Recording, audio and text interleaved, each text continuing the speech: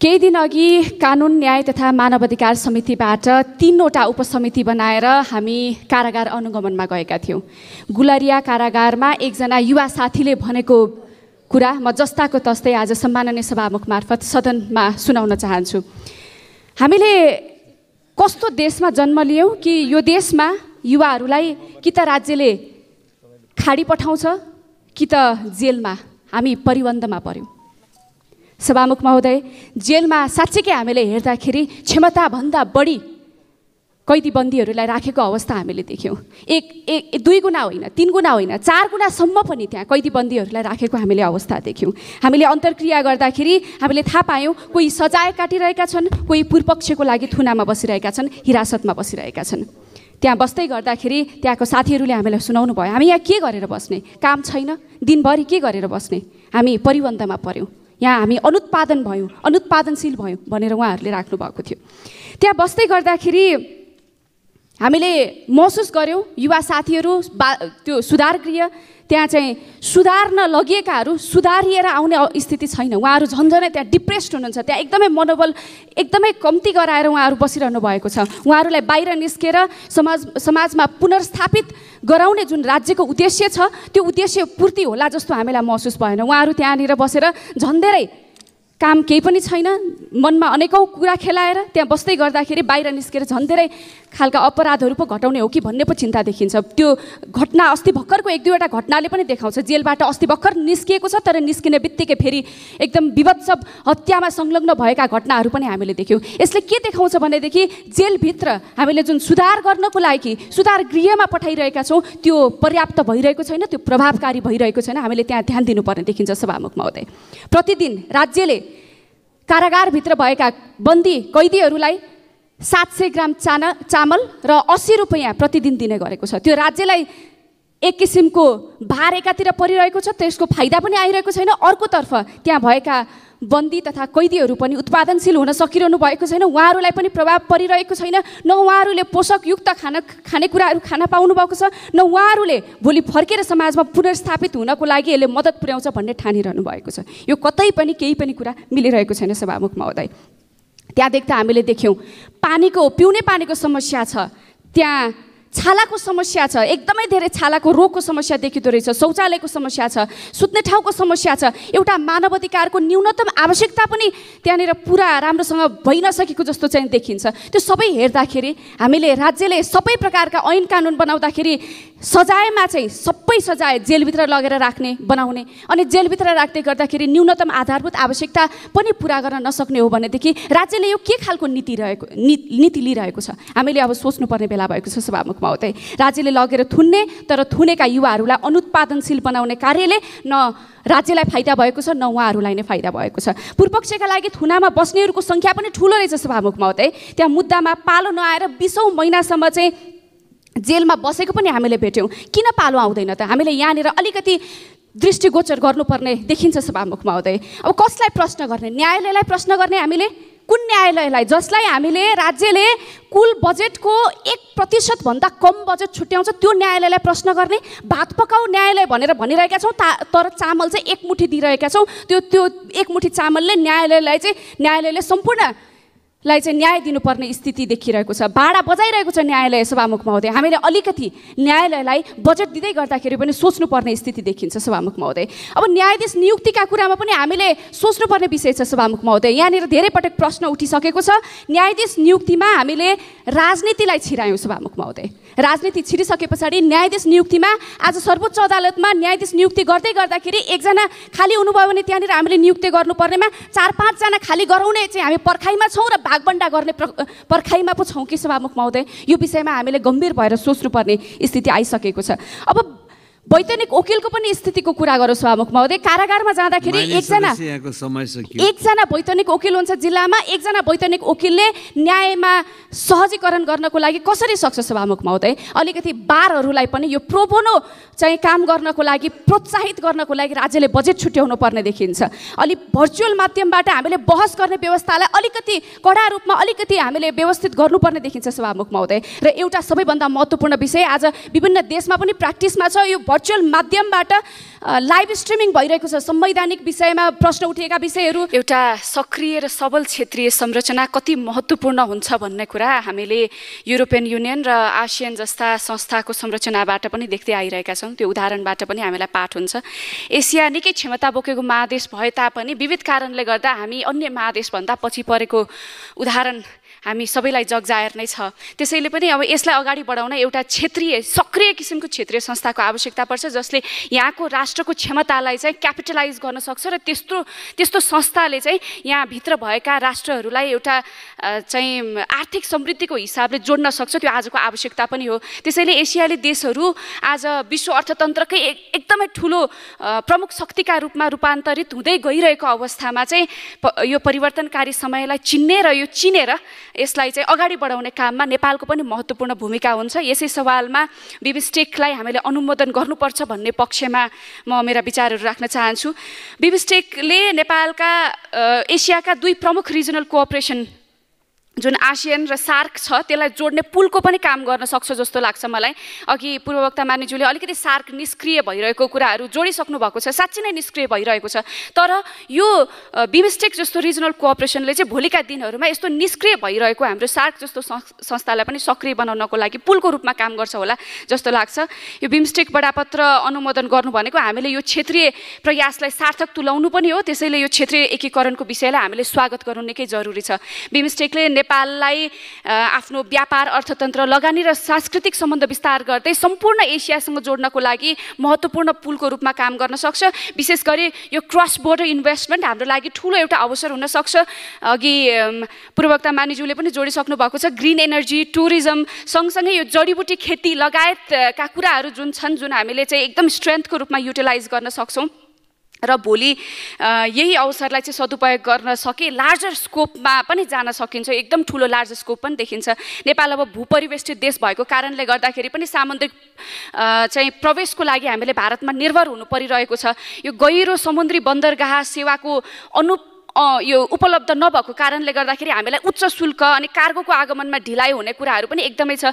यो बिमस्टेकको चाहिँ free trade area framework अग्रिमेन्टको सफल व्यवस्थापनसँगै नेपालले भारत बाहिर पनि बिमस्टेक सदस्य राष्ट्रहरूबाट गहिरो समुद्री बन्दरगाहको प्रयोगको अवसर पनि पाउनेछ भन्ने मैले विश्वास गरेको छु। समग्रमा चाहिँ यो बिमस्टेकले विस्तारित आर्थिक सहयोग, रिजनल कनेक्टिभिटी, बजारमा पहुँच, प्राविधिक र विशेषज्ञताको आदान प्रदान र क्षमता अभिवृद्धिको प्रयास चाहिँ अभिवृद्धि गर्छ जस्तो लाग्छ मलाई। यसलाई चाहिँ हामीले अनुमोदन गरौँ भन्ने कुरा चाहिँ म राख्न चाहन्छु। धन्यवाद। सम्माननीय सभामुख महोदय, सन् 1997 मा गठन भएको बिमस्टेकले 25 वर्ष लगायो आफ्नो एउटा चार्टर तयार गर्नको लागि। ढिलै भए पनि यो हाम्रो अनुमोदनका लागि प्रस्तुत भएको छ। यसको म स्वागत गर्न चाहन्छु। बङ्गालको खाडी क्षेत्रमा रहेका 5वटा दक्षिण एसियाली राष्ट्रहरू र दक्षिण पूर्वी एसियाली क्षेत्रका 2वटा राष्ट्रहरूको सङ्गठन हो यो। यसको प्रियाम्बल, यसको पर्पस र यसको प्रिन्सिपलहरू राम्ररी पढ्दाखेरि सबै कुराहरू सकारात्मक छन्। हाम्रो सार्वभौमतामा आँच आउने अथवा प्रतिकूल हुने खालका प्रावधानहरू यहाँ छैनन्। त्यसैले म यसको स्वागत गर्न चाहन्छु। आर्थिक उन्नयन, सामाजिक प्रगति, वैज्ञानिक उपलब्धि, शान्ति, स्थायित्व, कनेक्टिभिटी जस्ता मुद्दाहरूमा क्षेत्रीय सहकार्य गर्ने उद्देश्यले बिमस्टेक बल्ल जाग्दैछ, बिउतदैछ भनौँ। यसलाई हुर्काएर दौडाउन सक्यौँ भने नेपालको हित नै हुन्छ भन्ने हाम्रो पार्टीको मत छ। यस्तो क्षेत्रीय सङ्गठनहरूको प्रारम्भ बिन्दु प्राय एउटा सौविध्य प्राप्त व्यापार सन्धिबाट सुरु हुन्छ, प्रेफरेन्सियल ट्रेड एग्रिमेन्टबाट, अनि यो विस्तारित हुँदै गएर एउटा बृहत इकोनोमिक पार्टनरसिप एग्रिमेन्ट EPA मा गएर परिणत हुने देखिन्छ। बिमस्टेकले पनि समाउन खोजेको बाटो यो नै हो जस्तो मलाई लाग्छ। सार्क जाग्न सकेन, यसको भू राजनीतिक कारणबारे हामी सबै जानकार छौँ। त्यसैले भारतकै रुचि र सक्रियतामा BBIN सक्रिय हुन थाल्यो, भुटान, बङ्गलादेश, इन्डिया, नेपालको। तर यद्यपि यो एउटा उपक्षेत्रीय गठजोड मात्र हो। यसको सेक्रेटेरिएट पनि छैन, यसको चार्टर पनि छैन र यो एउटा इन्टरस्टेट अन्तर्राज्यीय सङ्गठन पनि होइन। त्यसैले बिमस्टेकलाई हामी चाहिँ BBIN भन्दा अलि फर्मलाइज्ड अलि विस्तारित रूपमा हेर्न सक्दछौँ। आसियानको दोस्रो ठुलो अर्थतन्त्र थाइल्यान्ड यसमा जोडिएको छ, तर यसमा सामरिक पाटो पनि जोडिएर आछ। म्यानमार र भारतको उत्तर पूर्व क्षेत्र नर्थ इस्ट अलिकति भल्नरेबल क्षेत्र पनि हो र यतातिर पनि यसको रणनीतिक पाटो छ। नेपालले ऊर्जा, पर्यटन र ग्लोबल प्रोडक्सन नेटवर्कमा जोडिनको लागि थाइल्यान्ड डेट्रोइट अफ एसिया भनेर चिनिन्छ। अटो इन्डस्ट्री, इलेक्ट्रोनिक्स इन्डस्ट्रीमा हामीले चाहिँ साना पाटपुर्जाहरूको एसेम्ब्ली इत्यादिमा त्यहाँ जोडिने सम्भावना छ। अन्तर्राष्ट्रिय आर्थिक सम्बन्धमा theory of the second best भनिन्छ। पहिलो हामीले चाहेको जस्तो नीतिगत अत्युत्तम नीतिगत पहल गर्न सकेनौँ भने सेकेन्ड बेस्टतिर जानुपर्ने हुन्छ। त्यही थ्योरीमा टेकेर नै हामीले चाहिँ बिमस्टेकलाई स्वागत गर्नुपर्ने हुन्छ।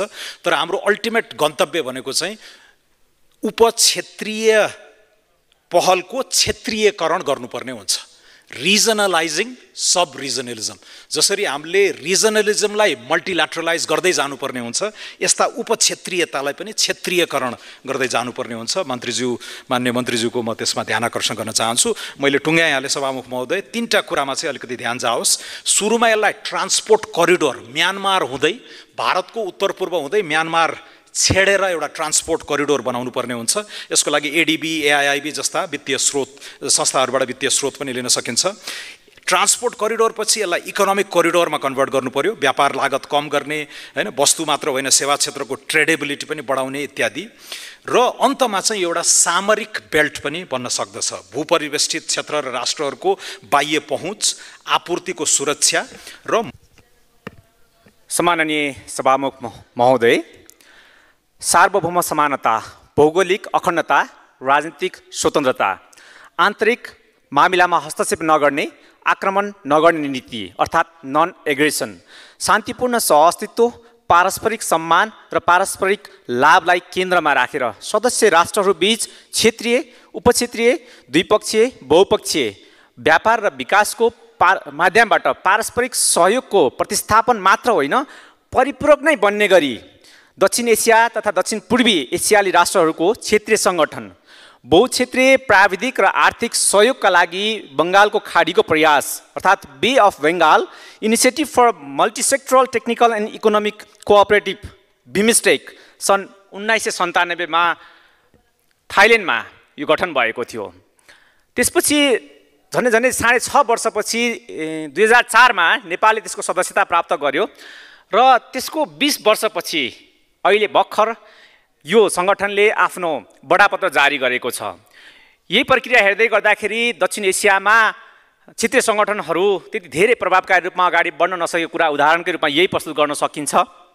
तर यति लामो समयपछि भए पनि यसले बडापत्र जारी गरेर अब सक्रियता देखाउने प्रयासमा अगाडि बढ्दै गर्दाखेरि यसलाई स्वागतयोग्य मान्नुपर्छ र हाम्रो जस्तो देशले त यसको सकारात्मक पाटोको सही उपयोग गरेर अझ हामीले प्रभावकारी रूपमा आफूले आफ्नो देशलाई अगाडि बढाउनको लागि क्षेत्रीय देशहरूसँग समन्वय र सम्बन्ध विस्तार गर्नको लागि यसको उपयोग गर्नुपर्छ भन्ने पाटोमा दुई मत रहेको छैन भन्ने कुरा सबैको बुझाइ छ। विशेष गरी यसको 5औं शिखर सम्मेलन 2022 मार्च 30 कोलम्बोको श्रीलङ्काको कोलम्बोमा यो 5औं शिखर सम्मेलनबाट सदस्य राष्ट्रका सबै राष्ट्र प्रमुखहरूले हस्ताक्षर गर्दै गर्दाखेरि नेपालको तर्फबाट सम्माननीय प्रधानमन्त्रीज्यूले हस्ताक्षर गरेको यो सम्झौता हाम्रो तर्फबाट हाम्रो संविधानको धारा 279 को उपधारा 1 बमोजिम दुवै सदनबाट अथवा प्रतिनिधि सभाबाट मात्र पनि पास गर्नुपर्ने भएको हुँदा आज यो सदनमा प्रस्तुत गरिएको छ। र यसरी प्रस्तुत गर्दाखेरि हामीले यसका यी 36 वटा धाराहरूमा प्रस्तुत गरिएको यो सम्झौता पत्र विशेष गरी बडापत्रमा कहीँ पनि कतै पनि राष्ट्रलाई क्षय हुने भन्दा पनि राष्ट्रले फाइदा लिन सक्ने अवस्था देखिएको हुँदाखेरि यो सम्झौतालाई अनुमोदन गर्नको लागि स्वागतयोग्य रहेको कुरा म यहाँलाई जानकारी गराउन चाहन्छु। विशेष गरी दक्षिण एसियामा क्षेत्रीय सङ्गठनहरू त्यति प्रभावकारी नहुँदै गर्दाखेरि संसारभरि क्षेत्रीय सङ्गठनहरू उदाहरणको लागि युरोपियन युनियन, आसियान र इसिमोलकै कुरा गर्दै गर्दाखेरि ती संस्थाहरू निकै प्रभावकारी भएका छन्। तर बिमस्टेक र सार्क त्यति धेरै प्रभावकारी हुन सकेका छैनन् र यसका दुईटा शक्ति राष्ट्रहरू जायन्ट शक्ति राष्ट्रहरू भारत र थाइल्यान्डले त्यति धेरै चासो नदेखाएको र पूर्वी र दक्षिण पूर्वी राष्ट्रहरूको संस्था आसियानमा द्विपक्षीय सम्झौता भइसकेको कारणले गर्दाखेरि उनले त्यति धेरै चासो नदेखाएको हुनसक्छ। तर हाम्रो जस्तो देशले यसको अधिकतम सकारात्मक पाटोलाई उपयोग गर्नको लागि हाम्रो देशको डिप्लोमेसीको सकारात्मक पाटोलाई अधिकतम उपयोग गरेर हामीले यसलाई अनुमोदन गर्दै दक्षिण एसियाका राष्ट्रहरूसँग सम्बन्ध विस्तार गर्ने र विशेष गरी कनेक्टिभिटी र व्यापार र विकासका कुराहरूमा सहकार्य गर्न सक्यौँ भने हामीले प्रशस्त फाइदा लिन सक्ने सम्भावना देखिएको हुँदाखेरि यो बडापत्रलाई अनुमोदन हुन्छ भन्ने अपेक्षा राख्दै म मेरा भनाइहरू यहीँ अन्त्य गर्छु। धन्यवाद।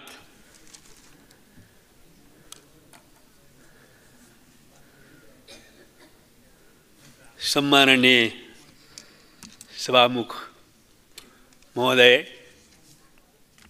बिमस्टेक घोषणापत्रको लाई अनुमोदन गर्ने सन्दर्भमा यसका प्रावधानहरू माथिको छलफलका क्रममा मान्य सदस्यहरूले जुन विचार व्यक्त गर्नुभएको छ त्यसको निम्ति म सबै मान्य सदस्यहरूलाई हार्दिक धन्यवाद दिन चाहन्छु। मान्य सदस्यहरूले सरकार र संसद यो विषयमा एकै ठाउँमा छ भन्ने अन्तर्दृष्टिका साथ आफ्नो विचारहरू यस सम्बन्धमा राख्नु भएको छ र मैले मान्य सदस्यहरू नै बोल्नु भएका कुराहरूले नै मैले बोल्ने कुरा पहिले नै यहाँ स्पष्ट हुने गरी आइसकेको मैले अनुभूति गरेको छु। बिमस्टेकको आवश्यकताका बारेमा र बिमस्टेक चार्टरको अनुमोदनको औचित्यताका बारेमा मान्य सदस्यहरूले नै आफ्नो कुरा प्रष्टसँग राख्नु भएको छ, जुन विषयसँग सरकार सहमत छ। त्यसैले मैले धेरै अब बोलिरहनु पर्ने जस्तो आवश्यकता महसुस हुँदैन। हामीले बहुपक्षीय र क्षेत्रीय सङ्गठनहरूमा आफ्नो सहभागिता जनाउँदै त्यसमा सकारात्मक भूमिका आफ्नो तर्फबाट खेल्ने प्रयत्न गर्दै आइराखेका छौँ। संयुक्त राष्ट्रसङ्घ जस्ता बहुपक्षीय विश्व संस्थामा हाम्रो सहभागिता रहँदै आएको छ। त्यसमा सक्रिय भूमिका खेल्ने प्रयत्न भइराखेको छ र त्यस्तै क्षेत्रीय सङ्गठनहरूलाई पनि हामीले आफ्नो सहभागिता सहित प्रभावकारी बनाउने दिशातिर प्रयत्न गरिराखेका छौँ। विश्वमा राष्ट्रहरूको सार्वभौमिक समानता बाहेक अरू विषयमा समानता खोज्यौँ भने पाइँदैन। त्यसकारणले त्यस्तो अवस्थामा बहुपक्षीय वा क्षेत्रीय सङ्गठनको औचित्य हुँदैन भनेर भन्न मिल्दैन। त्यसो गर्दाखेरि संयुक्त राष्ट्रसङ्घको नै औचित्य हुँदैन भन्नुपर्ने हुन्छ।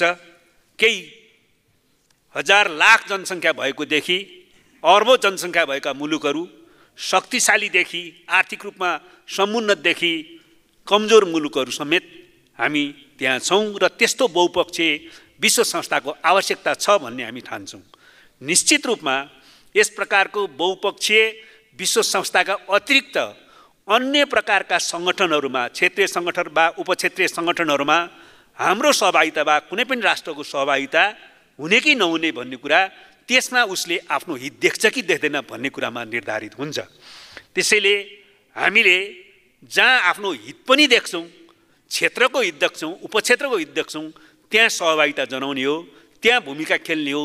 त्यही दृष्टिकोणले हामी अगाडि बढ्ने क्रममा सार्क र हामी यो बिमस्टेकमा पनि छौँ, त्यसो त बिबिआइनमा पनि हामी छौँ। अहिले सार्कका सन्दर्भमा हामीले सबैले देखेका छौँ, यहाँ पनि आवाज उठेको छ कि सार्कलाई सक्रिय बनाउन सकिएको स्थिति छैन। हामी अहिले सार्कको अध्यक्ष छौँ। मान्य सदस्यले दिनुभएको सुझाव लाई समेत ग्रहण गर्दै हामी सार्कलाई प्रभावकारी बनाउन आफ्नो हैसियतबाट जति भूमिका खेल्न सक्छौँ त्यो भूमिका सहित पहल कदमी लिने सोचमा छौँ र त्यस दिशामा हामी सक्रियता प्रदर्शन गर्नेछौँ। तर हामी सबैलाई थाहा छ हामीले चाहेदा मात्रै पनि कुनै संस्था सक्रिय वा निष्क्रिय भइहाल्दैन। तर हाम्रो आफ्नो यो अध्यक्षको हैसियतले, यसको सक्रिय सदस्यराष्ट्रको हैसियतले आफ्नो तर्फबाट यसको निष्क्रियतालाई तोड्ने र यसलाई प्रभावकारी ढङ्गले भूमिका निर्वाह गर्न हामी प्रयत्न गर्नेछौँ। यो कुरा म यो सम्माननीय सभामुख मार्फत यो सदनलाई स्पष्ट गर्न चाहन्छु। तर म प्रारम्भमै के पनि भन्न चाहन्छु भने बिमस्टेक सार्कको प्रतिस्थापन होइन, हुन सक्दैन। यो सार्कलाई निष्क्रिय बनाउन, बिमस्टेक चलाउने कुरासँग हामी सहमत छैनौँ। बिमस्टेकको आफ्नै उद्देश्य अन्तर्गत यसमा सहभागिता जनाउने, यसलाई परिचालन गर्ने, यसलाई सक्रिय पार्ने कुरासँग हामी सहमत छौँ। तर हामीले कहिल्यै पनि सार्कको प्रतिस्थापन संस्थाको रूपमा बिमस्टेकलाई स्वीकार गरेका छैनौँ। त्यो होइन भन्ने हाम्रो स्पष्ट धारणा छ। त्यसैले यसलाई बिमस्टेकलाई छुट्टै त्यस प्रकारको क्षेत्रीय सङ्गठनको रूपमा बुझेर यसका उद्देश्यहरूलाई पुरा गर्ने गरी हामीले त्यसबाट समेत लाभ लिने गरी क्षेत्रीय रूपमा नै त्यसको लाभ प्राप्त हुने गरी अगाडि बढ्न हामीले भूमिका खेल्नुपर्ने आवश्यकता छ। त्यस अन्तर्गत जो बिमस्टेकको स्थापना भयो 97 मा, त्यस पछाडि अहिले यसको 7वटा सदस्य राष्ट्र छौँ। हामीले 2004 मा आएर मात्रै सदस्यता लिएका हौँ, प्राप्त गरेका हौँ। र यसको दुईटा कुरामा हामी सबैको, मान्यज्यू पनि यहाँ हुनुहुन्छ, मान्यज्यूले शब्दको व्याख्यामा केही आफ्नो कुरा राख्नु भएको छ। तर जे शब्द लेखिएको छ त्यो शब्दको आधारमा असहमति जनाउनु पर्ने कुनै कारण छैन। खालि एकजना मान्य सरले आतङ्कवादको बारेमा कुराकानी गर्नुभयो। नेपालले आतङ्कवाद, साम्राज्यवादीहरूको विरुद्ध स्वाधीनताको सङ्घर्षलाई आतङ्कवाद ठान्दैन। नेपालले आफ्नो अधिकारको निम्ति जनस्तरको विद्रोहलाई पनि आतङ्कवाद ठान्दैन।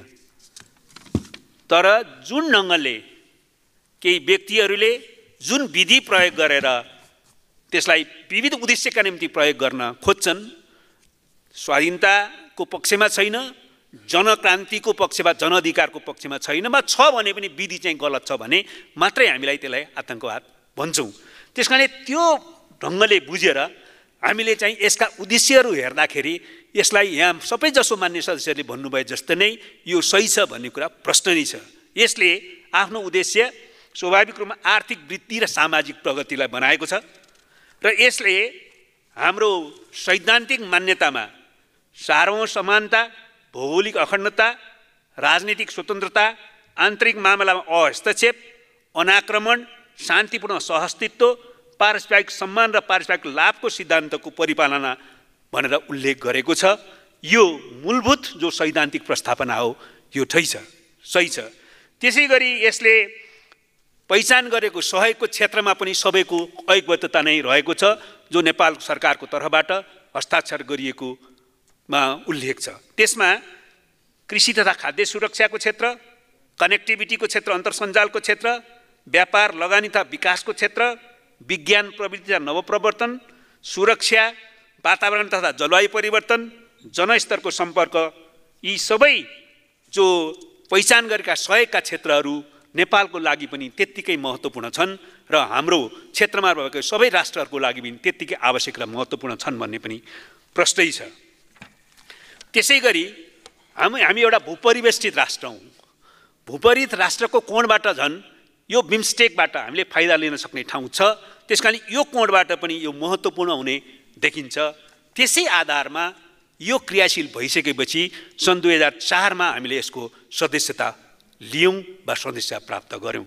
त्यसपछि नेपालमै 2018 मा भएको चौथो शिखर सम्मेलनबाट, बिमस्टेक शिखर सम्मेलनबाट यही काठमाडौँबाट के घोषणा गरियो भने यसलाई अब एउटा चार्टर पनि चाहिन्छ। यो चार्टर चाहिन्छ भन्ने घोषणा काठमाडौँ घोषणा शिखर सम्मेलनले गरेको। त्यसको आधारमा यसको तयारी भयो र त्यसपछि 2022मा श्रीलङ्कामा भएको 5औं शिखर सम्मेलनमा यो चार्टरमा नेपाल सरकार सहित 7वटै राष्ट्रहरूले हस्ताक्षर गरेको स्थिति छ। यो हस्ताक्षर भइसकेपछि यसलाई र्याटिफाई गरेपछि संसदबाट अनुमोदन गरेपछि नै यो कार्यान्वयन हुने स्पष्ट व्यवस्था छ। त्यो अन्तर्गत हाम्रो देश नेपाल बाहेक 6वटै देशको पार्लियामेन्टले यसलाई र्याटिफाई गरिसकेको सूचना हामीलाई प्राप्त भएको छ बिमस्टेक सचिवालयबाट। हामी अहिले 7औंमा पर्छौँ। यसको कार्यान्वयनको कुरा गर्दाखेरि 7औं चाहिँ राष्ट्रबाट प्राप्त भएको अनुमोदन प्राप्त भएको 30औं दिनदेखि बडापत्र लागू हुने प्रावधान रहेको छ। त्यसकारण अब हामीले अनुमोदन गरेपछि नेपालले पनि यसलाई अनुमोदन गरेपछि त्यसको 30 दिनभित्रमा चाहिँ 30 दिनदेखि भित्रमा होइन 3 देखि यो बडापत्र लागू भयो भनेर यसको चाहिँ इफेक्टिभनेसको घोषणा हुन्छ। त्यसकारणले हामीले अहिले विश्वमा जुन प्रकारको परिस्थिति छ त्यसो गर्दाखेरि सदस्य राष्ट्रहरूले आन्तरिक प्रक्रिया पुरा गरी अनुमोदन गर्नुपर्ने र सबै सदस्य राष्ट्रबाट अनुमोदनको दाखिला प्राप्त भएको 30औं दिनदेखि बडापत्र लागू हुने प्रावधान रहेकोले र अन्य सबै बिमस्टेकका सदस्य राष्ट्रहरूले पनि यो अनुमोदन गरिसकेको अवस्थामा र हाम्रो नेपालको तर्फबाट नेपालले समेत क्षेत्रीय रूपमा र मुख्यतः आफ्नो देशले पनि यसलाई आर्थिक विकास र सामाजिक प्रगतिमा सदुपयोग गर्न सक्ने संस्था यो भएको कारणले र त्यसै अनुरूप नै यो बडापत्र तयार गरेको देखिएको कारणले हामीले यसलाई हाम्रो संविधान र कानुन अनुरूप अनुमोदनको लागि यहाँ प्रस्ताव पेश गरेका हौँ। यसमा नेपालको संविधानको धारा 279(1) मा नेपाल पक्ष हुने सन्धि सम्झौताको अनुमोदन संघीय कानुन बमोजिम हुने व्यवस्था रहेको छ। नेपालको सन्धि ऐन 2027 को दफा 4 को व्यवस्था बमोजिम नेपाल सरकारले मन्त्री परिषदले बडापत्र अनुमोदनको लागि संसदमा संघीय संसदमा प्रस्ताव पेश गर्नुपर्ने व्यवस्था रहेको छ। त्यसै अनुसार यो बडापत्रलाई अनुमोदनको लागि प्रस्ताव पेश गरेको र यो छलफल अत्यन्तै राम्रोसँग छलफल भएको छ र छलफलमा जो सकारात्मक विचार सबैले व्यक्त गर्नुभएको छ त्यसको निम्ति म धन्यवाद दिन चाहन्छु। र यसमा खालि एउटै कुरामा त दुईटा कुरा मध्ये एउटा कुरा मैले पहिल्यै नै बताइसकेँ। दुईटा कुरामा ध्यान आकर्षण छ सबै मान्य सदस्यहरूको। एउटा यसले सार्कलाई सधैँलाई निष्क्रिय पार्ने अस्त्रको काम गर्नु हुँदैन, त्यसो हुन दिनु हुँदैन भन्ने छ। हामी त्यसो गर्न दिने पक्षमा हुनै सक्दैनौँ। हामी सार्कलाई प्रभावकारी बनाउने पक्षमा छौँ। अध्यक्षको हैसियतमा हामी यसमा सक्रिय भूमिका खेल्नेछौँ। मैले यो कुरा प्रश्न पारेँ।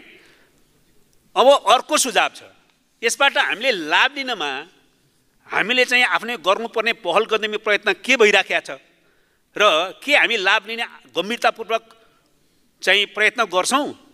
हामीले चाहिँ यस्ता सङ्गठनहरूमा संस्थाहरूमा हस्ताक्षर सदस्य बन्ने, बडापत्रमा हस्ताक्षर पनि गर्ने, अनुमोदन पनि गर्ने, तर चाहिँ यसबाट लिन सक्ने लाभ लिन भने हामीले प्रयत्न नगर्ने, गम्भीर प्रक्रिया प्रयत्न अगाडि नबढाउने हुनु भएन भन्ने जो मान्य सदस्यको सुझाव छ यसलाई सरकारले अत्यन्तै सकारात्मक रूपमा लिन्छ।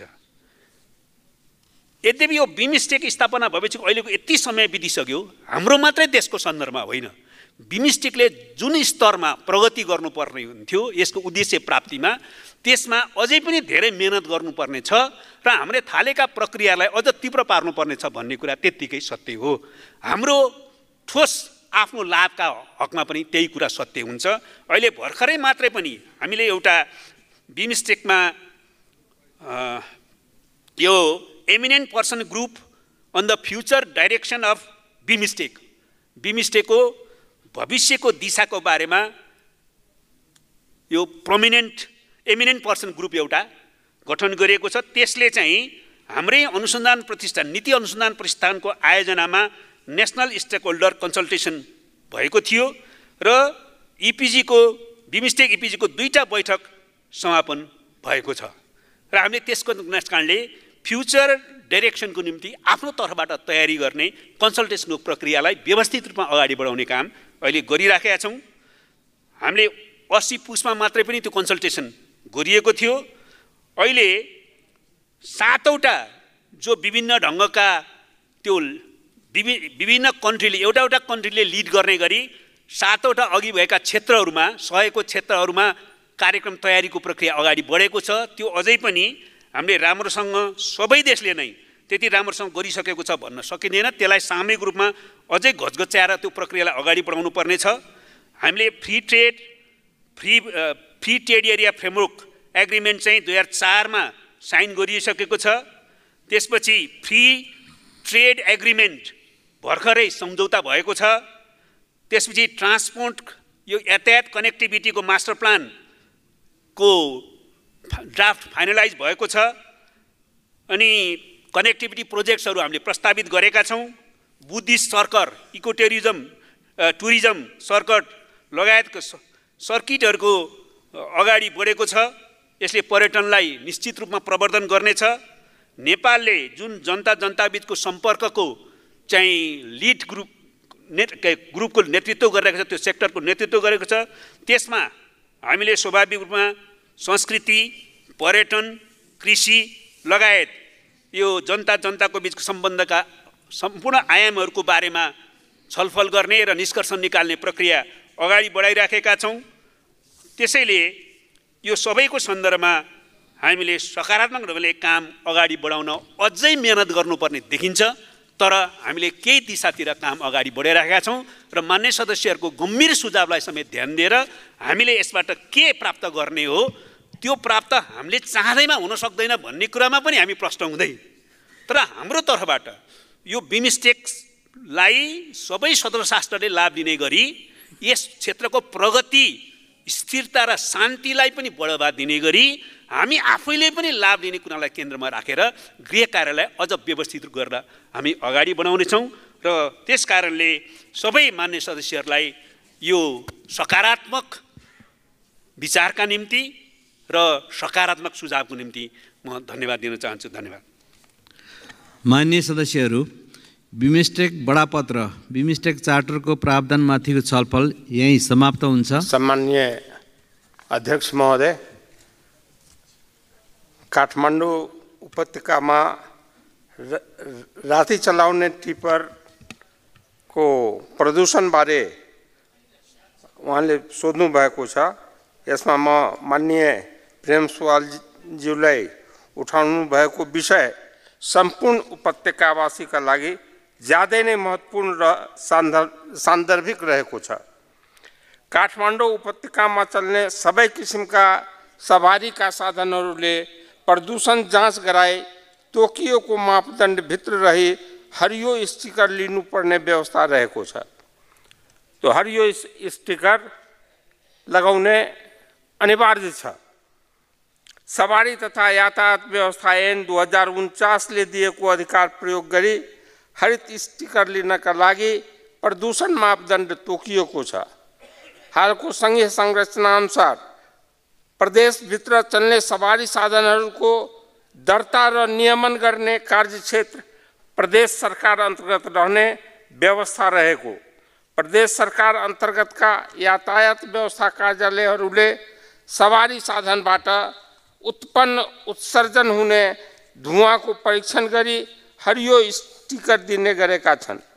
तसर्थ काठमाडौँ उपत्यकाभित्र चल्ने सबै किसिमका सवारीका साधनहरूबाट हुने प्रदूषण मापनको कार्यक्षेत्र समेत बागमती प्रदेश सरकार अन्तर्गतको यातायात व्यवस्था कार्यालयको कार्यक्षेत्रभित्र पर्ने भएकोले सवारी साधनबाट उत्सर्जन हुने धुवाँको मापनको जिम्मेवारी प्रत्यक्ष रूपमा सङ्घीय वन तथा वातावरण मन्त्रालयको कार्यक्षेत्रभित्र पर्दैन। यद्यपि वन तथा वातावरण मन्त्रालय अन्तर्गत वातावरण विभागले ट्राफिक प्रहरीसँगको समन्वयमा बेला बेलामा सवारी साधनको छड्के परीक्षण गर्ने गरेको छ। विभागसँग सवारी साधनबाट उत्सर्जन हुने धुवाँ मापन गर्ने उपकरणहरूको सम्बन्धमा हाम्रो विभागमा त्यो उपकरण छ। यस्तो नेपालैमा छैन भने हाम्रै वातावरण विभागमा पनि छ र मैले अवगत गराएको छु प्रदेश सरकार अन्तर्गत पनि त्यो मापन यन्त्र जो छ सो उपलब्ध छ। त्यस्तै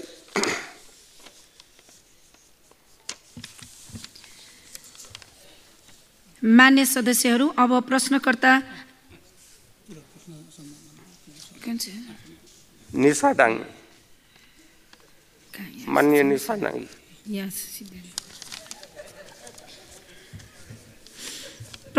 प्रश्नकर्ता मान्य सदस्यले पूरक प्रश्न सोध्न चाहनु भएकोले विषयमा केन्द्रित भई पूरक प्रश्न सोध्न अनुमति दिन्छु। सभामुख महोदय, मान्य वन तथा वातावरण मन्त्रीजीसँग पूरक प्रश्न राख्न चाहन्छु। यो वातावरणसँग सम्बन्धित प्रदूषण भनेको र यो कुन मन्त्रालयमा पर्यो भन्दा पनि वातावरण मन्त्रीले वातावरणको बारे हेर्ने विभाग पर्छ र यसमा काठमाडौँ उपत्यकामा बसाइसराई बढेको हुँदा यहाँको प्रदूषण दिनको 2 बत्ता चुरोट खाए बराबर भएको र एक खिल्ली चुरोटले मान्छेको 11 मिनेटको आयु घटाउने विज्ञहरूको मत छ। काठमाडौँमा भइरहेको बसाइसराई नियन्त्रण समेत गर्न वातावरण मन्त्रीले देशको सन्तुलित विकास गर्नेतर्फ योजना बनाउनु पर्ने हो। यस्तो योजना बनेको छ कि छैन र दिनको 2 बत्ता चुरोट खाए जस्तो नेपालीलाई उपत्यकामा कति दिन हामीले बचाउन सक्छौँ? यतातिर मन्त्रीज्यूको के छ योजना? धन्यवाद। माननीय मन्त्रीज्यू, माननीय प्रतिनिधि सभाका सदस्यज्यू, तपाईले एकदम ठिक प्रश्न गर्नुभयो, एकदम राम्रो प्रश्न गर्नुभयो। वातावरण मन्त्रालय अन्तर्गत वातावरणको सम्बन्धमा सम्पूर्ण देशको लागि कार्यक्रम छ, चलिरहेछ र यो जहाँसम्म संवैधानिक दृष्टिकोणले यो विभाग, यातायात विभाग, गाडी गुर्ने, गाडीलाई लाइसेन्स दिने, गाडीको पर्मिट दिने सम्पूर्ण अधिकार प्रदेश सरकारमा गइसकेको हुनाले यसको नियन्त्रण पनि प्रदेश सरकारबाटै हुन्छ। तर पनि हामी वातावरणको सम्बन्धमा हामी एकदम जागरुक छौँ। वातावरणले गर्दा धेरै समस्या, हजुरले भन्नुभयो तो 11 मिनट आयु कम हुन्छ। म भन्छु कि देशमा जति पनि अप्राकृतिक कार्यक्रमहरू हुन्छ त्यही वातावरणको कारण हो। त्यसै कारणले हाम्रो सरकारको पूरा ध्यान छ, वातावरण मन्त्रालय यसको हेरिरहन्छ। तर कार्य विभाजनले मैले हजुरलाई बताएँ यो कार्य विभाजनले गर्दा यो प्रदेश सरकारको मातहतको यो छ। त्यो प्रदूषण माप्ने यन्त्रको प्रयोग गरेर हरियो स्टिकर दिने त्यो प्रदेश सरकारको काम भएकोले सम्पूर्ण हामीहरू निगरानी गर्दा गर्दै पनि उहाँहरूको कार्यमा हस्तक्षेप गर्न सक्दैन। ल अब माननीय सदस्यहरू, अब प्रश्नकर्ता माननीय श्री निशा डाँगीलाई आफ्नो प्रश्न सोध्न अनुमति दिन्छु। प्रश्न नम्बर 2।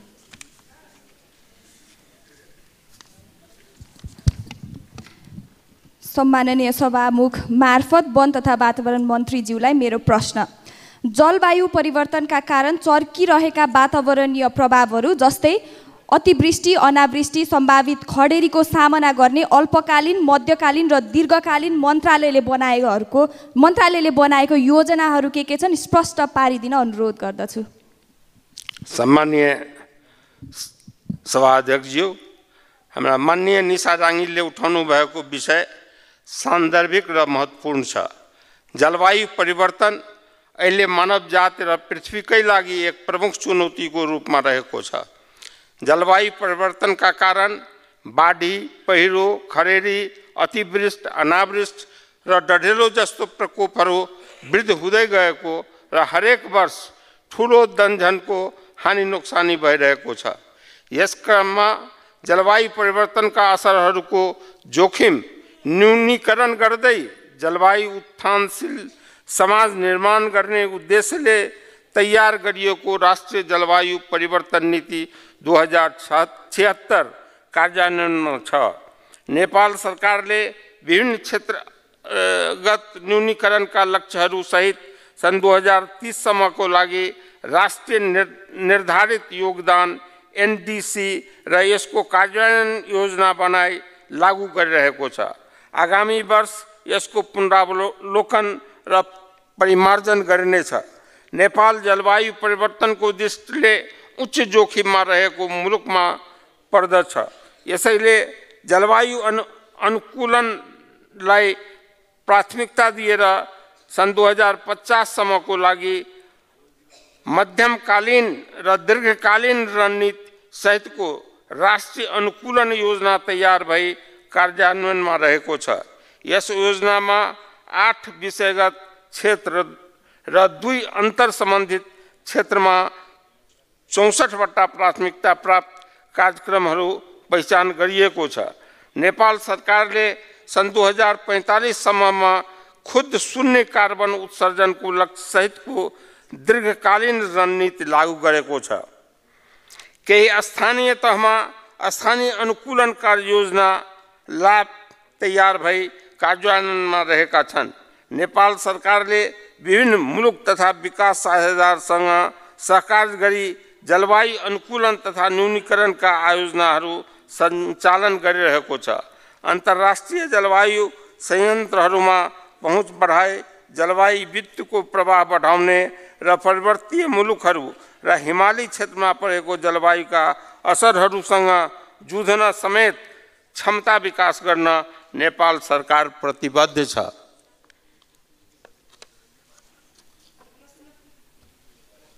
प्रश्नकर्ता मान्य सदस्यले पूरक प्रश्न सोध्न चाहनु भएकोले विषयमा केन्द्रित भई पूरक प्रश्न सोध्न अनुमति दिन्छु। मन्त्रीज्यूले धेरै कुरा राखिसक्नु भएको छ, त्यसको लागि धन्यवाद।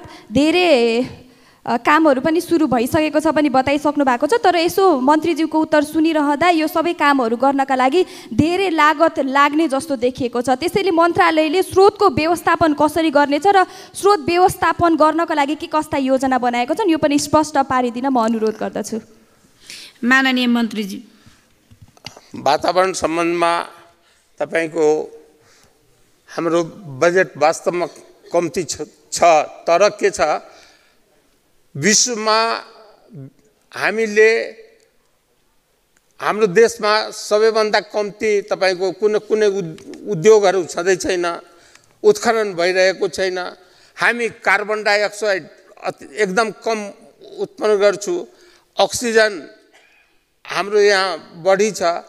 त्यसको सट्टामा अन्य देशसँग विदेशहरूसँग पनि हामीले आर्थिक हाम्रो जुन प्रदूषणलाई दूर गर्नको लागि या वातावरणलाई राम्रो बनाउनको लागि हामी अन्तर्राष्ट्रिय क्षेत्रहरूमा पनि हामी आगामी कोपेन तपाईको 28 भएको थियो, त्यसमा पनि हामीले आफ्नो देशको सम्बन्धमा र हाम्रो देशको सम्बन्धको विषयमा तपाईको युएनओ को जो सचिवज्यू आउनुभएको थियो उहाँले पनि स्वीकार गर्नुभएको छ र मलाई लाग्छ यसपालि वातावरण सम्बन्धी व्यवस्थाको लागि खर्चको कमी हुँदैन, वित्तको कमी हुँदैन, यति हामीले विश्वास गरेको छु र त्यसै अनुरूप आगामी कार्ययोजना बनाइराखेको छु। मान्य मन्त्री आसन ग्रहण गर्न सक्नुहुन्छ।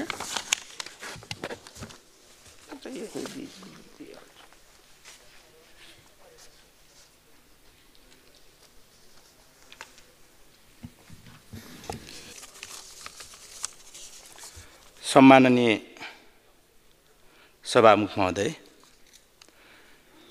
माननीय प्रेम सुवालज्यूले महत्त्वपूर्ण प्रश्न गर्नुभएको छ, धन्यवाद।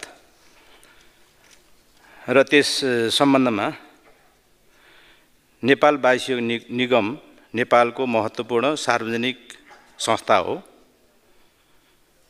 निगमको संस्थागत सुधार, व्यावसायिक विकास मार्फत नेपालको हवाई यातायातको क्षेत्रमा योगदानसहित पर्यटन क्षेत्रको प्रवर्धनमा उल्लेखनीय योगदान पुर्याउने गरी मन्त्रालयले सुधारको पहल कदमी लिँदै गरेको छ। विभिन्न सुधारका समितिहरू गठन गरी सुझाव प्राप्त गर्दै कार्यान्वयनमा लगिरहेको छ। निगमभित्रको आर्थिक अनियमितता, भ्रष्टाचार र पक्षपात अन्त्य गर्न मन्त्रालय दृढ रहेको छ। व्यवस्थापन करार भनेको बिक्री होइन। मन्त्रालय निगमको सारभूत परिवर्तनको लागि नागरिक उड्डयनको क्षेत्रमा प्रचलित असल अभ्यास प्रयोग गरेर अघि बढ्न चाहेको र निर्णयमा पुग्नु अघि व्यापक छलफल हुने नै छ। निगम सार्वजनिक संस्था र सबै नेपाली जनताको सरकारको विषय रहेकोले निगम सम्बन्धमा मन्त्रालयबाट चालिने कदम पारदर्शी र राष्ट्रिय हित केन्द्रित हुनेछ र राखिने व्यवहार जानकारी गराउँदछु। यसमा कुनै ढाकछोप गर्नुपर्ने विषय छैन।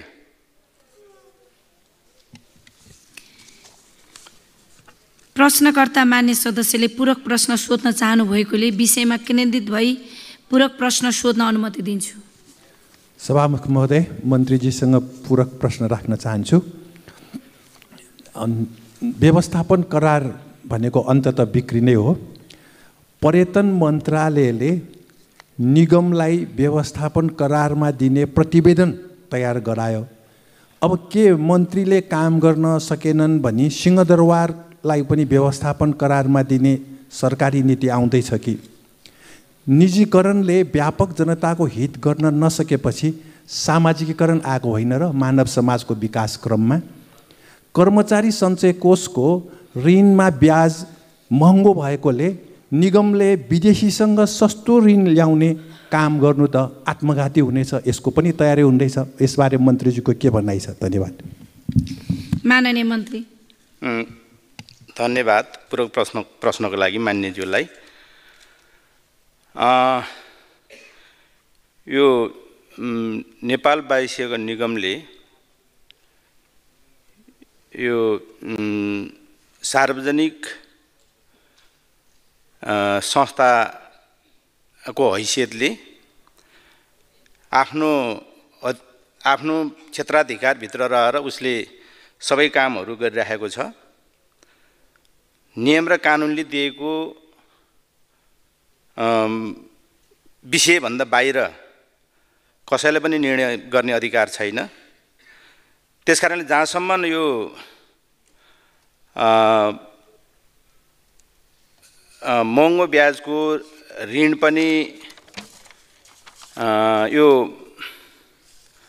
संस्थाले बेहोर्ने सन्दर्भको कुरो छ, त्यो सिधै कुनै पनि निकायसँग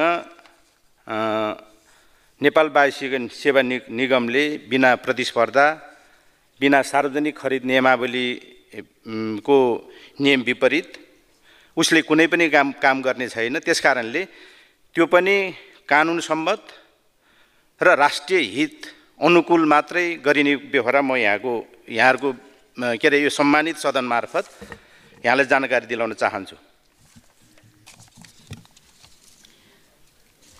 मान्य सदस्यहरू, अब प्रश्नकर्ता मान्य श्री प्रेम सुवाललाई आफ्नो प्रश्न सोध्न अनुमति दिन्छु।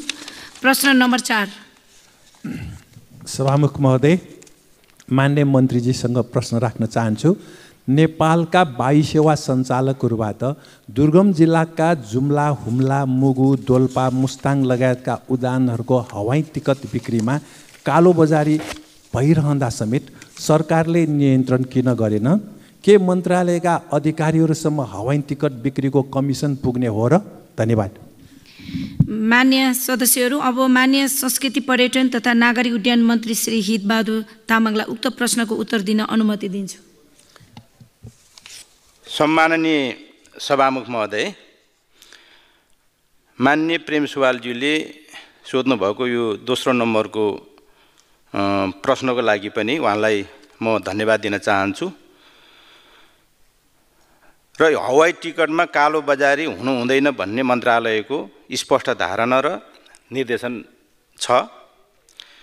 हवाई टिकटमा कालोबजारी भएको कुरा मन्त्रालयमा जानकारी नआएको तर पनि टिकटमा यस किसिमको कालोबजारी हुन नदिन सरकारवालाहरूलाई मन्त्रालयले ध्यानाकर्षण गराएको छ र हवाई टिकट बिक्रीको कमिसन मन्त्रालयको कुनै पनि अधिकारीसम्म पुग्ने कुराको हामीले कल्पना पनि गर्न सक्दैनौँ र यस्तो कुरा क्षम्य हुने छैन। प्रश्नकर्ता मान्य सदस्यले पूरक प्रश्न सोध्न चाहनु भएकोले विषयमा केन्द्रित भई पूरक प्रश्न सोध्न अनुमति दिन्छु।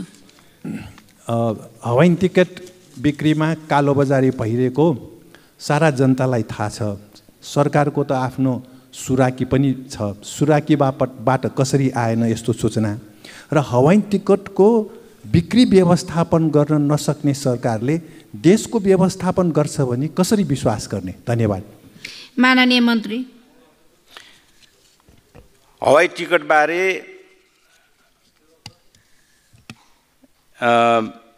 यस्तो अनियमितता हुने गरेको यदि छ भने जो कसैले पनि तथ्य र प्रमाणसहित सम्बन्धित निकायमा उजुरी गर्न या आफूले न्याय प्राप्ति गर्नको निमित्त सम्बन्धित व्यक्तिलाई राज्यले कुनै किसिमको बाधा अवरोध र समस्या खडा गर्दैन। अहिलेसम्म त्यो किसिमको प्रमाणित कुराहरू लिएर सम्बन्धित निकायमा आएको जानकारी छैन र यो हवाई टिकट पनि व्यवस्थापन गर्न नसक्ने सरकार भन्ने खालको जुन एउटा सरकारलाई आरोपित गर्ने हिसाबले पनि प्रश्न मान्यज्यूले गर्न खोज्नु भएको छ। त्यस सम्बन्धमा सरकार आफ्नो मातहतका कुनै पनि जिम्मेवारी पुरा गर्न तम तयार छ। कुनै पनि हिसाबले आफ्नो जिम्मेवारीबाट सरकार विचलित हुन र पन्छिन सक्दैन पनि चाहँदैन पनि। त्यसकारणले यो प्रश्न या आशंका यो निरर्थक छ भन्ने मलाई लागेको छ। मान्य मन्त्री आसन ग्रहण गर्न सक्नुहुन्छ। सम्माननीय सभामुख महोदय मार्फत म मान्यज्यूलाई धन्यवाद भन्न चाहन्छु। विशेष सान्दर्भिक नै उठाउनु भएको छ। 456 मेगावाट क्षमताको माथिल्लो तामाकोशी जलविद्युत आयोजनाको निर्माण कार्य सम्पन्न भई उत्पादन पनि सुरु भइसकेको छ र नेपालले विद्युत निर्यात गर्ने कुरा नेपालमा खपत भएर बचत भएको विद्युत मात्र निर्यात गर्ने र विदेशी मुद्रा आर्जन गर्ने सरकारको नीति रहेको छ। त्यसकारण देशभित्र खपत नगरी विदेश निर्यात गर्ने सरकारको नीति छैन पहिलो कुरा।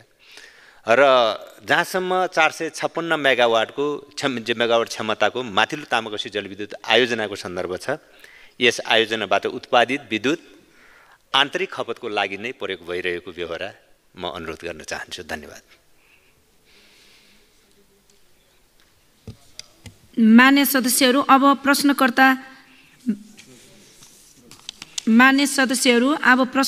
पूरक प्रश्न सोध्न चाहनु भएकोले विषय केन्द्रित भई पूरक प्रश्न सोध्न अनुमति दिन्छु। सभामुख महोदय, मान्य मन्त्रीजीसँग पूरक प्रश्न जिज्ञासा राख्न चाहन्छु। नेपालको एक विदेशी मित्र टोनी हेगनले नेपाललाई साना जलविद्युत उपयुक्त हुने सुझाव दिनुभयो, तर सरकारहरू ठुल्ठुला जलविद्युत परियोजना जस्तो कोशी, गण्डक, महाकाली, माथिल्लो कर्णाली, अरुण, पश्चिम सेती भारतलाई जिम्मा दिँदै जाने। यो त भूगर्भशास्त्रीले सुझाव दिए अनुसार पनि मिलेन। यसमा सरकारको के अध्ययन छ? साना जलविद्युत धेरै ठाउँमा बनाउनु पर्ने, ठुल्ठुलो जलविद्युत बनाउँदा धेरै खर्च पनि लाग्छ, नेपालको त्यो हित पनि नहुने रहेछ, विदेशीको हित हुने रहेछ। यसबारे मन्त्रीजीको के छ भनाइ? धन्यवाद। माननीय मन्त्री। धन्यवाद माननीय मन्त्रीज्यू। मलाई विश्वास छ माननीय मन्त्रीज्यूले यो कुरा राम्रोसँग बुझ्नुहुन्छ। हामीले विदेशी मित्रहरू, विद्वानहरू सबैका सुझावहरू, रायहरूलाई कदर पनि गर्छौँ, लिन्छौँ। फेरि पनि निर्णय हामी नेपालको आवश्यकता के छ, नेपालको सम्भावना के छ, यो कुरालाई नै ध्यानमा राखेर निर्णय लिन्छौँ। यो विषयमा मलाई विश्वास छ माननीयज्यूले अझ धेरै राम्रोसँग बुझ्नु पनि हुन्छ। अब जहाँसम्म नेपालको जलविद्युत उत्पादनको सन्दर्भ छ, हामीले साना, मझौला र ठुला तीनवटै प्रकृतिका आयोजनाहरूको आवश्यकता र सम्भावना दुवैलाई दृष्टिगत गरेर हामी उत्पादनको योजना बनाइराखेका छौँ।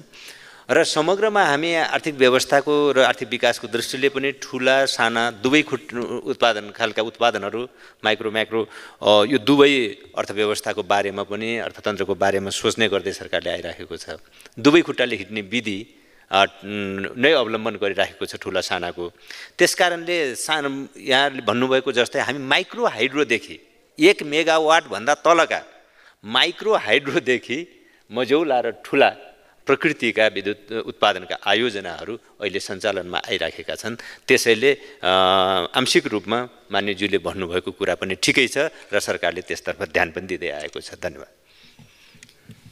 मान्य सदस्यहरू, अब प्रश्नकर्ता मान्य श्री प्रेम सुवाललाई आफ्नो प्रश्न सोध्न अनुमति दिन्छु। प्रश्न नम्बर 6।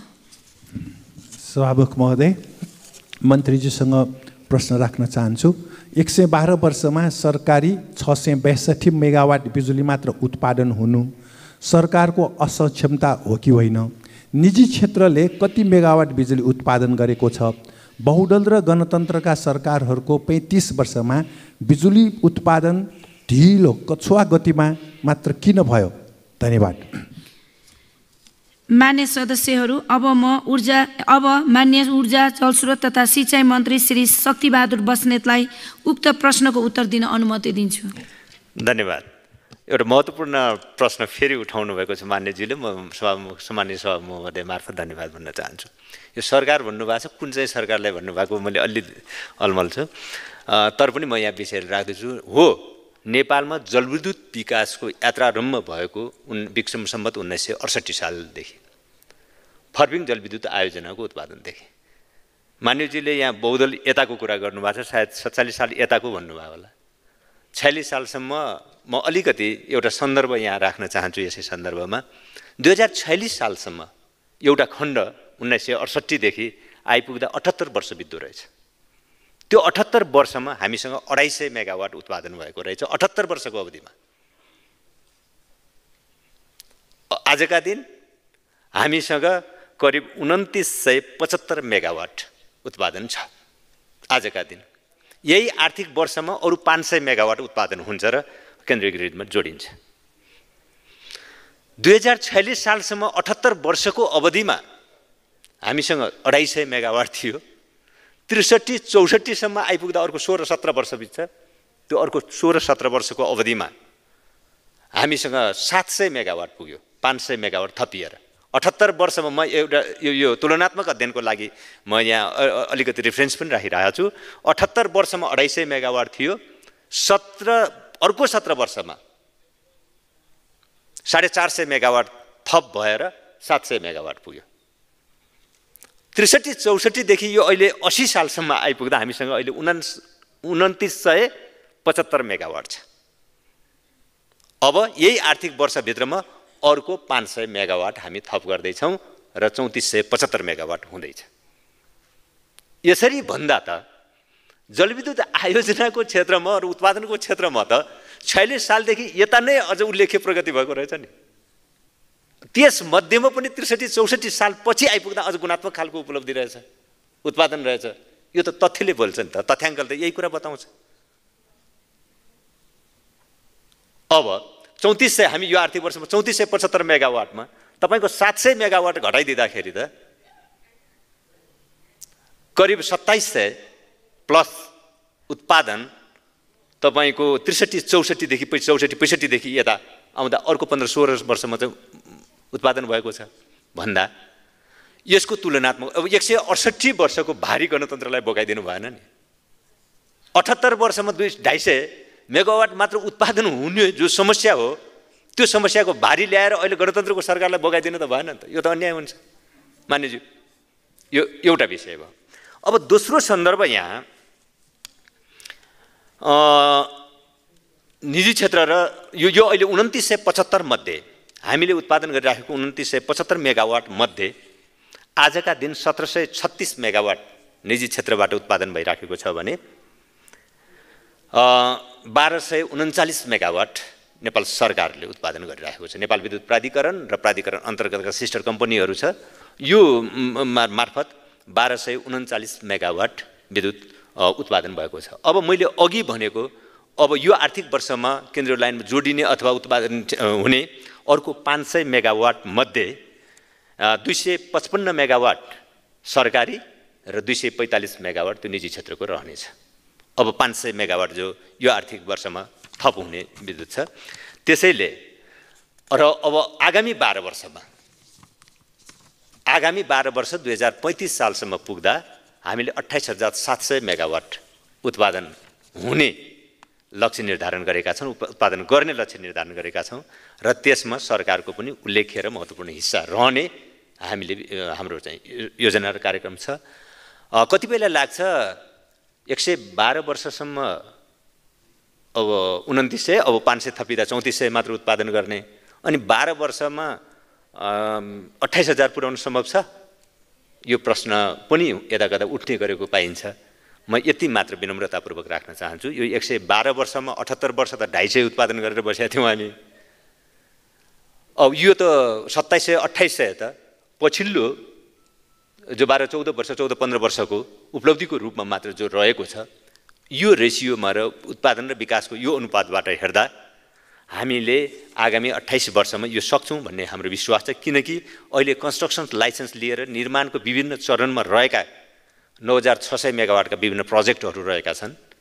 सर्वे लाइसेन्स जारी भएको 8,500 मेगावाट छ अर्को थप र अहिले उत्पादन लाइसेन्स लिएको, कन्स्ट्रक्सन लाइसेन्स लिएको, जेनेरेसन लाइसेन्स लिएर निर्माणको विभिन्न चरणमा रहेको जो 9,600 मेगावाट छ, यो समेत सबै कुरालाई दृष्टिगत गर्दाखेरि र विकासको यो जो अनुपात छ, यो अनुपातको आधारमा हेर्दा आगामी 12 वर्षमा 28,700 मेगावाट हामी उत्पादन गर्छौँ र अब त्यसमा मान्यज्यूले भन्नुभयो जस्तै सरकारको भूमिका र योगदान पनि महत्त्वपूर्ण रहनेछ, हाम्रो यो विश्वास छ। धन्यवाद। प्रश्नकर्ता मान्य सदस्यले पूरक प्रश्न सोध्न चाहनु भएकोले विषयमा केन्द्रित भई पूरक प्रश्न सोध्न अनुमति दिन्छु। सभामुख महोदय, मन्त्रीजीसँग पूरक प्रश्न राख्न चाहन्छु। निजीको धेरै उत्पादन भएको तथ्याङ्क प्रस्तुत गर्नुभयो।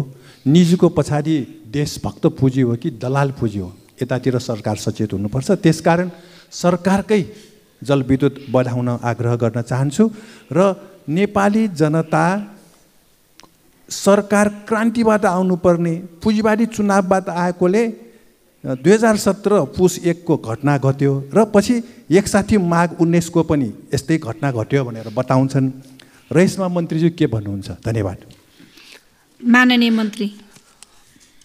सम्माननीय सभामुख महोदय मार्फत फेरि मान्यज्यूलाई पूरक प्रश्नको लागि पनि म धन्यवाद भन्न चाहन्छु। हो, अब हामी देशभित्र विभिन्न सिद्धान्त मूल्यलाई आत्मसात गर्ने मान्छेहरू रहेका छौँ, राजनीतिक पार्टीहरू पनि रहेका छौँ। व्यक्तिको हकमा जाँदाखेरि त र यो संसारमा हेर्दा धेरै सिद्धान्त विधिहरू पनि विकास भएका छन्, सिद्धान्तहरू विकास पनि भएका छन्। तर फेरि सरकारले काम गर्ने भनेको सरकारको निम्ति मूल निर्देशक सिद्धान्त भनेको संविधान नै हो। संविधानले गरेको व्यवस्था नै हो सरकारको, हरेक सरकारको लागि संविधानले व्यवस्था गरेको बमोजिम संविधानले व्यवस्था गरेका नीति निर्देशक सिद्धान्तहरू, अन्य कानुनी व्यवस्थाहरू जे छन् त्योद्वारा नै सरकार निर्देशित हुने हो।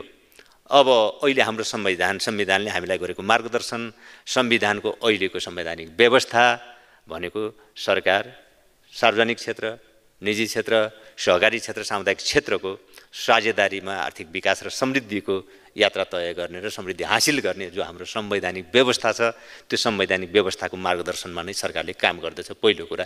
त त्यसकारणले अब यो जलविद्युतको क्षेत्र पनि त्यसको अपवाद हुने कुरा भएन र हामीले यो संवैधानिक मार्गदर्शनभित्र रहेर नै सरकारले काम गरिराखेको छ। यसमा निजी क्षेत्रको पनि छ, सामुदायिक क्षेत्रको भूमिकाहरू पनि छ, सरकारको भूमिका पनि छ। अब जहाँसम्म निजी क्षेत्रमध्ये कुन निजी क्षेत्र हो, स्वदेशी हो कि विदेशी हो भन्ने कुरा गरिराख्नु भएको छ, त्यसमा चाहिँ दुवै क्षेत्र चाहिँ दुवैको सहभागिता रहेको छ र सरकारले स्वदेशी निजी क्षेत्रलाई, प्रवर्धकहरूलाई अथवा उत्पादनकर्ताहरूलाई फेरि विशेष प्राथमिकतामा राखेर व्यवहार गरिराखेको छ। यो कुरा म विनम्रतापूर्वक राख्न चाहन्छु। धन्यवाद। माननीय मन्त्री आसन ग्रहण गर्न सक्नुहुन्छ। धन्यवाद।